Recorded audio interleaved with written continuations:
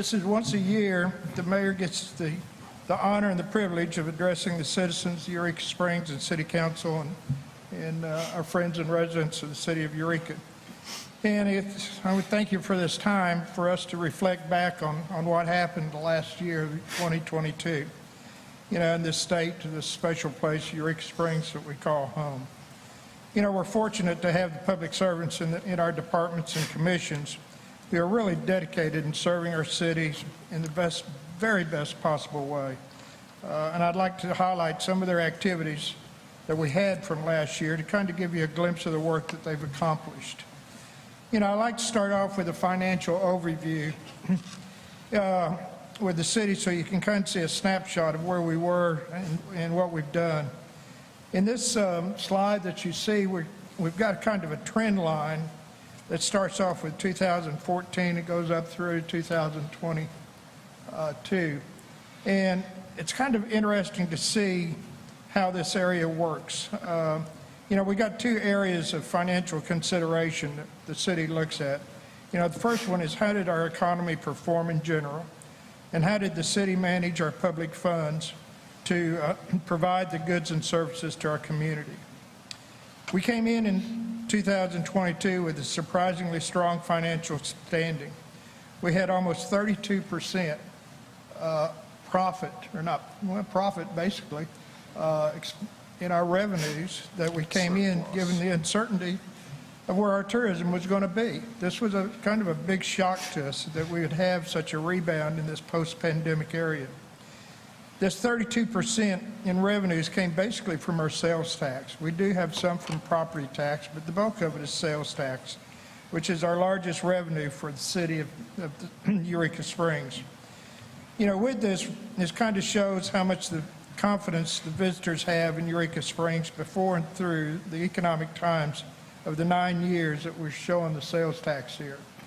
We go from the 1.9 million all the way up to the 2022 or 2021 where we had 2,009 million, and then 2022 we had even a stronger year at $3.2 million. That's pretty remarkable. The striking thing in the comparison from 2014 of the 1.9 million and 2022 3.2 million in sales tax, it's a real dollar difference of over $1.2 million, almost 1.2695 million actually, that we collected from 2014 to the 2022. Looking at these numbers in a month-to-month summary over the past 4 years, we can see there's little variation in the tourist monthly behavior. 2019, which is in the blue line, gives us a good baseline under normal conditions, annual sales tax at 2.3 million.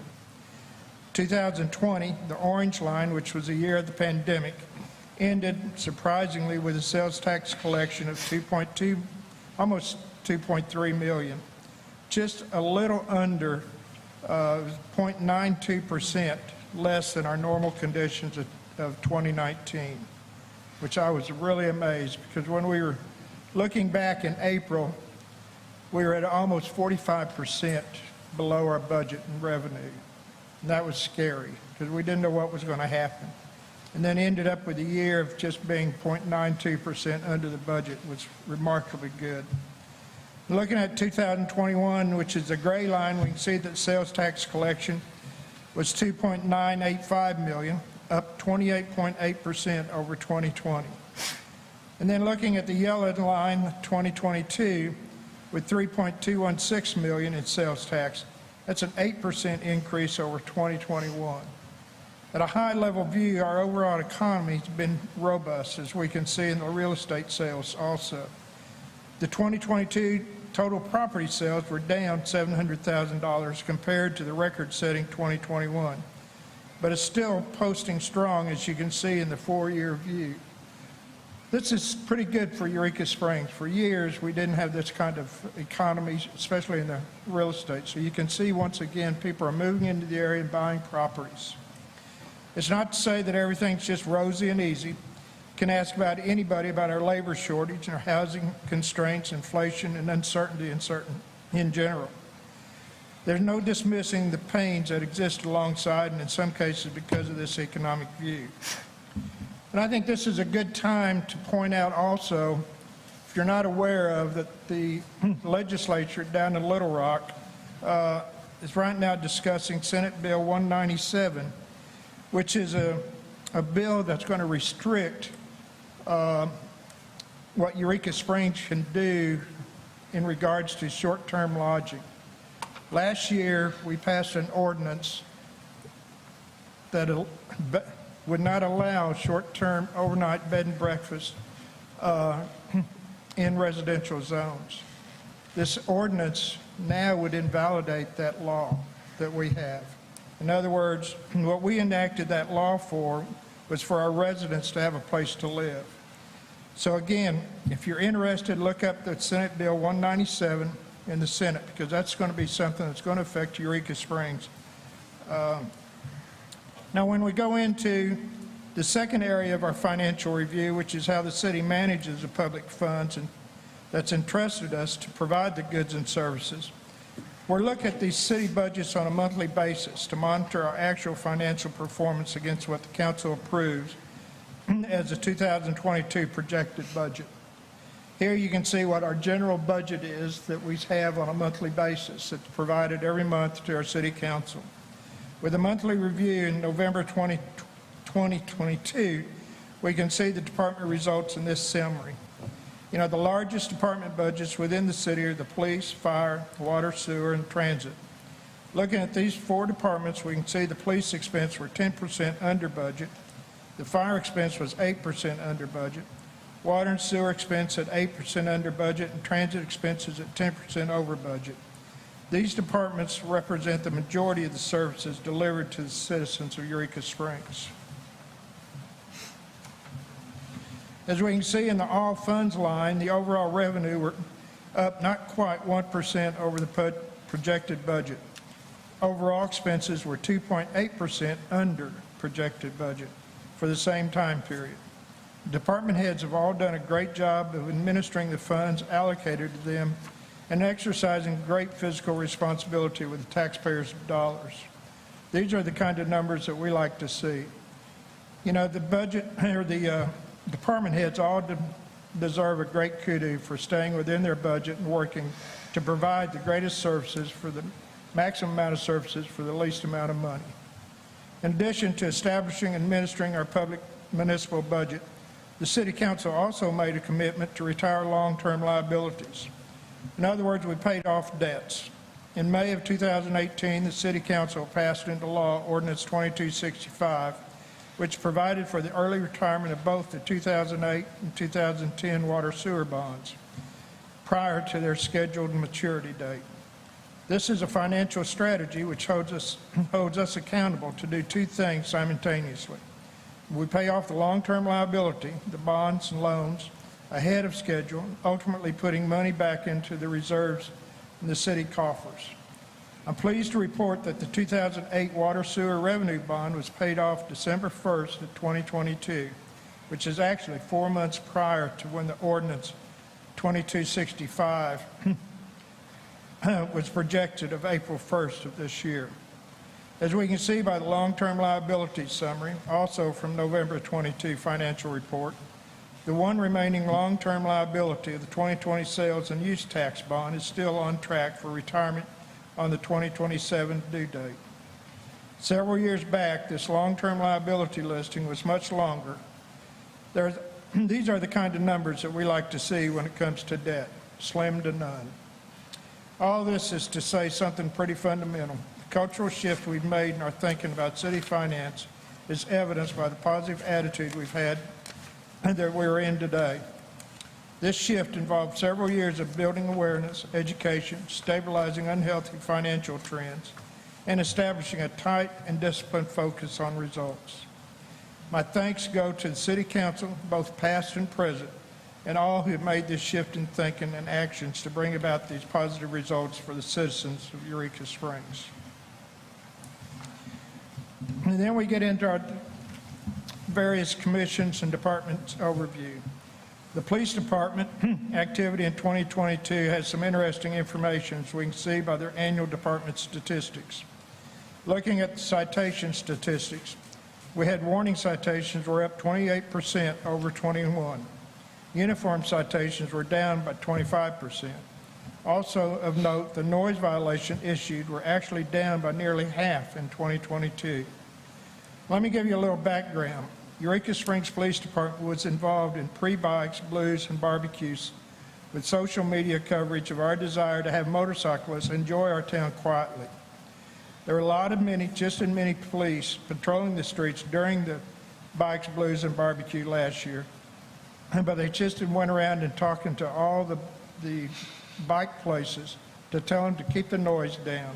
And I think this resulted in a lot less infractions overall. Part of the Eureka Springs Police Department goals achieved in 2022 was we continue to build community outreach and participation programs with us, such as Shop with a Cop. We also work with a high school and elementary school in providing school resource officers. We also provided a high level of community service and protection while maintaining our maximum budget efficiency. Jiu-jitsu training continuing for all officers with in-house instructors. This is an important component of learning restraining without the chokeholds and avoiding injury, and better yet, avoiding lawsuits. Competitive pay and step increases, which has, in effect, keeping our positions filled. What this means is we also don't have to train our police officers, and then they end up going to another city for higher wages. We've received grants received to put e-cite computers into patrol vehicles, which allowed for touchless citation issuing. We've also replaced our radios, all to be P25 compatible with the county. And we also had the detective certified in ICAC, which is Internet Crimes Against Children. With the fire and EMS, we had Nick Samak, our fire chief, left Eureka Springs Fire Department after many years of service. And we welcomed new fire chief Gary Inman, as well as having a return to normal year, as you can see by the annual department statistics. There were 131 fire and rescue calls in 2022, an increase of 18%. EMS volume was down 12%, with 1,658 calls for service. Those combined reflect an overall decrease of 10%, or 1,789 calls for service from Eureka Springs Fire Department. However, I want to add that 2021 was an abnormality with a very high fire department volume. 2022 results were the more normal fire department. The goals achieved for the fire department included the 1,700 hours of training completed in 2022. We hosted monthly emergency medical responder training for the Western Carroll County EMR Alliance members. Volunteer retention program was instituted. Retired our fire engine 1152 and replaced the 47-year-old engine with a new for us, a 2007 engine. Thanks to dedicated volunteers, a donated military Humvee was repaired and equipped to bring it into service as a brush truck.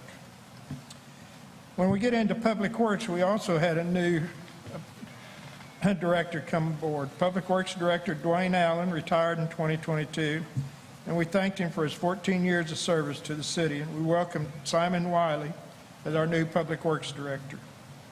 Public Works goals achieved in 2022 was we finally got our new building completed and in operation, and we replaced and upgraded the department computers and network. We're now using a GIS software, which is beginning to build new and more accurate water and wastewater maps. We're also including this software with planning and police, so we have a better activity and better understanding of where more of our maps are and what the conditions are. We've repaired, we're working on the King Street retaining wall project and numerous other retaining walls. And just in time for our last snowstorm or ice storm, we got the new Ford F-550 truck with plow and spreader and a 9-foot dump bed. And we also received from the Department of Agriculture a grant to assist in the purchase of 2 new Ford F-150 trucks. 3 RDOT projects were approved in 2022 to begin. We had the city aid project to overlay numerous streets in town. We got the TAP grant to install the sidewalk on West Van Buren up toward the community center. And then, of course, the roundabout on Highway 23 and 62 is beginning or starting under design construction. In transit, we ended up with experiencing an increase in volume of their system in 2022. You can almost tell from our financial and our tax summary that finance or transit almost parallels the same kind of increases. They're up in ridership over 7% over the previous years. Transit drove 161,914 miles getting people there. Tram tours were down by 7% compared to 2021, but tram tours experienced an 88% growth in 2022 following the pandemic, to put those numbers in context. The CAPC, City Advertising and Promotion Commission, had a year of higher volume for collection in 2022. Again, using the 4-year view, we can see that 2019, under, quote, normal situations, collections were $1,511,000. The 2020 pandemic year collections were $1,271,993. And the 2021 collections came in at $1,868,000, or a 23.5% increase over normal situation of 2019. The 2022 came in $2,081,000, or an 11% increase over a very strong 2021. Here, looking at the same 4-year view by month, you can see the overall monthly tourist patterns. We've got Paradise advertising and marketing strategy, and efforts have been central to the CAPC marketing success. Paradise understands the pandemic economy as it related to tourism specifically, and have provided sound direction through the past 36 months. Some of Paradise marketing metrics from 2022 are bullet pointed in this slide, and all of Paradise reports are available on the CAPC.biz website. When we get into the Parks and Recreation Commission, they had a very productive 2022 year, addressing both much-needed springs and garden repairs, as well as professional assessment of the larger Basin Park and Lake Leatherwood Dam and lake maintenance and repair. Again, we had a change in leadership with Director Scott Miskell retiring, and we thank Scott for his dedicated service to the parks. And we welcome Steve Dickey as an interim director. In Basin Park, we got high priority projects due to the delayed maintenance and repair. We have architectural engineering contractors engaged to determine the costs and timeline of restoration and enhancements to Basin Park. Ongoing work now has an established budget line item. Lake Leatherwood Dam and Lake, we got the high priorities projects due to delayed maintenance again, and repair on the railings and fascia of the dam. Assessment put dam repairs at $1.5 to $2 million, which exceeds budgetary means. Lake Leatherwood silt buildup requires dredging to decrease flooding at the southern end of the park. Cost-sharing grants have been applied for with the Gulf Hypoxia program for dredging. The need for grant funding of the delayed repairs was addressed by Parks in 2022, with grants awarded to address open space and conservation planning, glade restoration, public engagement, watershed assessment, and historic assessment of Lake Leatherwood City Park. Additional 2022 accomplishments include the restoration at 3 Magnetic, Crescent, and Harding Springs, Art in the Park placed and shop roof replaced at Harmon Park, Leatherwood Road repair, Wi-Fi upgraded, trails and interpretive signage replaced, shuttle turnarounds improved, hiking and trail bridges installed, and renovation of cabins and the Stephen Foster Glade restoration. When we get into our commissions, the Planning Commission and Code Enforcement, we have Director Kyle Kiley, again, was replaced by Kyle Palmer. who used to be on the Planning Commission, as our new director. And Planning Commission. He was on the HDC Commission.